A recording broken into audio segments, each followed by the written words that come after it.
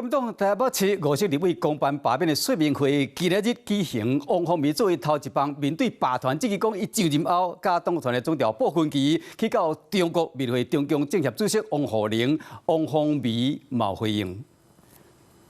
穿西装、国甲红色的袖袖，伊是罢免国民党立委王凤仪民团的带头陈碧虹。头一届出现伫咧媒体镜头前，拢是为着罢免公办说明会。至今，王委员仍然没有办法清楚地交代这一趟中国之行究竟谈了什么，谁授权他代表中华民国去和中华人民共和国进行这些对谈，为雅雅武统台湾的言论辩护。委员，您真的熟读国民党的党章吗？王宏威，你跟王沪宁屁事密谈，我们非常清楚的，就是为民众来发声。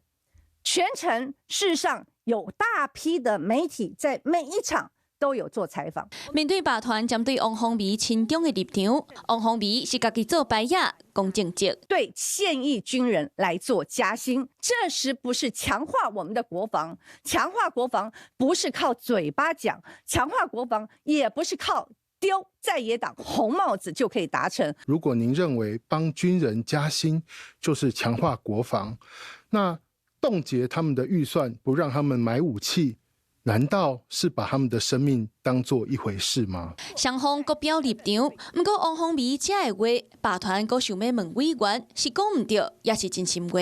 而台湾又是天灾频繁的一个这个城市。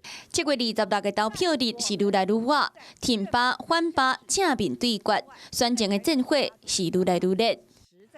你好，我是宋彦明。想掌握最及时的新闻资讯吗？赶紧订阅、按赞、开启小铃铛，锁定华视新闻 YouTube 频道。